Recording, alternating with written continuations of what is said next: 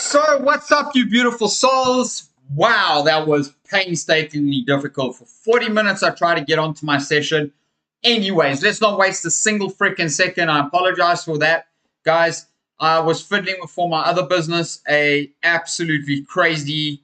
I was trying to put something into OBS, but obviously it messed with my shit, and that kind of just flew me out of this, man. So I'm sorry, guys. All right, let's not waste another single second, guys. Let's jump into it. The crypto bull cycle is about to go absolutely parabolic. If you are not involved in this bull cycle, I don't know what you're going to do. I don't know what we are going to do to help you. But I promise you right now in this video, we are going to do our best to give you the best perspectives of the market and what's actually going on. So let's start off with the beautiful and absolutely awesome and wonderful Morales money bubbles. We'll come back to that in a short moment. And then I got some news to share with you. But today, the Morales money bubbles, guys, we are kicking in the green for most of the crypto space. There has been quite a lot of energy. Well, they were green earlier on. But essentially now you can see that we are hitting lots and lots of reds. NIR is down 14%. TON is down 8%. After yesterday's crazy pumps in the market, guys. So were we fooled out of our positions? Possibly. But this is very, very intense now to see that everything is down in the red, refreshed. Today, the market cap is sub $2.7 billion at $2.669 billion, down 1.4%. The trading volume is down, the lowest that it has seen over the last few days. But we are seeing things like EtherFi here absolutely crash 33%. Guys, when you see dips like that, that's a great buying opportunity. Really, that is. EtherFi is definitely on my radar, but we won't talk about that today. As you guys can see, Bitcoin is sitting still at 1.324. So not much volume has come out of Bitcoin. The last 7 days has given us a drop of 7.6%, and then a Ethereum drop of 13.7%. You can see we're very, very much sitting down there at that price. So Solana's up 34% for the week, guys. It's sitting at $200 today. That is a very, very good milestone. Other than that, everything else is literally bleeding. TON is down, is up 18% for the week, but down 8% for the day. So we literally are just seeing blood in the streets today, guys. So with that being said, the extreme greed indicator, or the fear and greed index indicator, is now slowly moving down to 77. And last month we got 76. Excuse me, guys. 80. I need oxygen. 82, 79, and 77. So many things are happening out there. Now, let us go and look at Bitcoin Archive, guys. I have a lot to share with you from Bitcoin Archive, and then we're going to have a look at one or two of the other guys in the space. So first things first, whoever gets the most Bitcoin wins. Well, yes, that is definitely true and abundantly true. So we will see what happens as we go on. But breaking, JP Morgan says that Bitcoin has already surpassed gold in investor portfolio allocations. We're just getting started. So, very interesting that JP Morgan says that after we know, I need oxygen. After we know, sorry guys, I'm a little bit frustrated here at the moment, but I'm going to just take a few deep breaths. I need one of those favorite Splinky Linkies and calm down, but I'll have that just now. Where is the Bitcoin price crash people are talking about? Well, there is no Bitcoin price crash. Michael Saylor's strategy just raised $525 million for 7 years with a tiny 0.875% interest rate, $25 million more than initial announcement. So, what we're seeing here is absolutely ballistic, guys. Bitcoin is just $5,000 off its all-time high. It wasn't that long ago that it was at $50,000 off the all-time high. So enjoy and relax. Now, all right, let's pull up to a few articles up here. So let's just say here, I want to show you this here, but convicted criminal and ECB President Christine Lagarde on Bitcoin. If there is an escape, that will be used. So have a listen to what Christine Lagarde has to say here, because she is a convicted criminal and ECB president. So very interesting. It's a matter that needs to be agreed at a global level. because, you know, if there is an escape, that escape will be used. So I think it needs to be if anything, it shows that global cooperation, multilateral action is absolutely needed, whether it's initiated by the G7, moved into the G20, and then enlarged, but it's something that needs to be addressed. And FATF is clearly an organization that has expanded in that respect. That is so sad, guys. You know, honestly, people like this, we don't need people like this on the planet. Really, like people like this that are trying to deceive people like yourself and myself. We don't need people like this on the planet. However, there are people like this on the planet, and we need to be cognizant of people like this on the planet. And we need to make sure that we are doing the best to protect ourselves from people like this on the planet that just continuously push the print button for the ECB and the Fed and continue to print money and waste everybody's time and personal energy and existence and literally waste their lives, okay, chasing paper money, which isn't real money. These guys push the printer button, any flack for it from the governments or anything. Because why? Because they're just throwing it into the abyss. So guys, we're about 31 days away from the halving. $1 equals 1,464 sats. It's still cheap. Okay. One day when you see 1-to-1, that's when you know you have a problem, guys. So this is the bear market. I love this little video. Fear, uncertainty, doubt. Crush your BTC holder. Your friend Peter Schiff. Exchange fights. I love it, guys. This is hilarious to me. In other words, there's a whole bunch of noise coming into the market. We're going to die.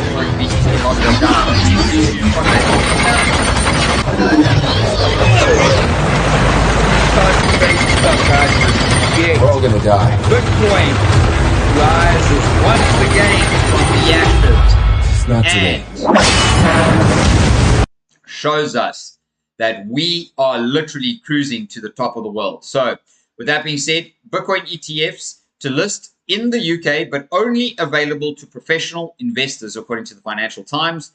Standard Chartered raises Bitcoin target to 150K this year and 250K for 2025. Guys, 150K this year is double the price that we at, and you guys are worried about small little dips. I don't know about you, but shame. That's just terrible.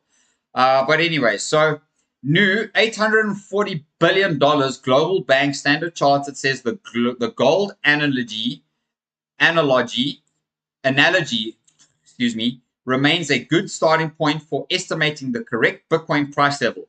Gold market cap equals 14 trillion. Bitcoin market cap equals 1.4 trillion. Bitcoin at $680,000 would equal gold's market cap. Did you hear that? Whoa, we are beasting, guys. $680,000. Do you guys think we'll see $680,000 this cycle? Let me know down in the comments below. I'd love to hear your thoughts, guys. Now, just in BlackRock and Fidelity, Bitcoin ETFs are in the top 5 ETFs for inflows this year. The other 3 ETFs have hundreds of billions in assets. As you can see here, VU and IVV. Boom, boom. Hundreds and hundreds of billions, guys. IBIT and FBTC, they are the 2. They've made it in here according to their flow and because they are trading good volume. So, guys, not only that, but Bitcoin is up to $100 billion could flow into Bitcoin ETFs this year, says global banking giant Standard Chartered. So, you know, the more Bitcoin you own, the better off you're going to be against the banks. Now, just in, Bitcoin ETFs pulled a record of 2.56 billion inflows just last week. Just 1 week, guys. The highest weekly inflow since launching. So why did Bitcoin crash? Why did Bitcoin dump? Probably because people thought that they got so shit scared that we reached the all-time high. It's going to be time to pull back. We might have a crash. You know, even I said it myself, and I'll be the first to admit it, that I said we could see a pullback at the all-time high because it's the all-time high, and that is resistance. However, we have gone into price discovery. Not only that, the ETFs grouped are literally seeing us smash the ceilings of the all-time highs in this. Now, according to RTX, which is Bitcoin Archive's personal page, he called the market on top every year for 4 years. The chart doesn't lie. Buy, sell, buy, sell, buy, sell, buy, sell, sell, buy, sell, buy, sell, buy, sell, buy, sell, buy, sell, buy, sell, buy, sell, buy, sell, buy. Now is the time to buy, guys. We are in the buying moment. So I don't know about you, but I'm not going to be selling anything here right now, guys. An economist, Alex Kruger, says Bitcoin bull market is still early and sees institutional sales machine ramping up in months. Okay, so the reason why we're early is that institutional sales machine is not fully deployed. According to some estimates, it's deployed up to 20% only, and they're basically looking to ramp it up big time into year end. So what does it mean? The sales machine. If we think about it, like how does the plumbing work on the ETF side? You have ETF buyers, which are basically retail and discount platforms. You have institutional guys, and you have wealth advisors. Wealth advisors, they are divided into basically 2 or 3 tranches, depending on how you look at it. You have what is called the wirehouses, places like Merrill Lynch, UBS, Morgan Stanley, and those guys. And then you have RIAs, or registered investment advisors, which then are split into independent ones and non-independent ones. The non-independent are Edward Jones and Wells Fargo advisors. What happens there is that these guys, they're very slow in starting to promote an ETF to their people. They need to see a track record. They need to see minimum AUM, assets under management. They need time. It needs to get approved by these guys. So we've seen headlines in the last 2 weeks of Merrill Lynch and UBS. They're saying they will start offering the ETF to their clients. This is just starting. We're very far off on the wirehouse side for basically an entire institutional sales machinery to be in place of pushing ETFs to the people who actually want it. At a time of writing, Bitcoin is sitting at 67,533, up over 2%. So Bitcoin is currently sitting at, today, 67. It's the same price, guys. It's the same price. So that is pretty much where we're looking at to go. Now, JP Morgan Chase, this is why you guys should not believe the bankers. Don't do what they say or tell you to do. Do what they are doing. So, once again, yet again, JP Morgan adds another penalty to its fines, issued a cease and desist order over the unsafe or unsound banking practices. I wonder, that sounds very familiar. That's a $350 million fine that they are taking out of people's funds that bank with them to pay these fines because they are banking in an unsafe and unsound manner. Sounds like they're getting a slap on the wrist with a $350 million fine.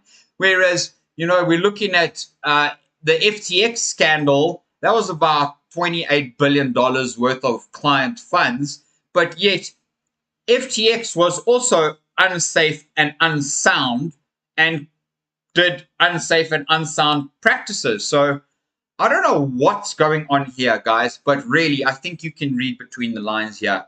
The banks are obliterated. They don't stand a chance against Bitcoin, and they are trying everything that they can right now to just do some shit. Okay, so, you know, guys, honestly, the bank made $49.6 billion in profit last year.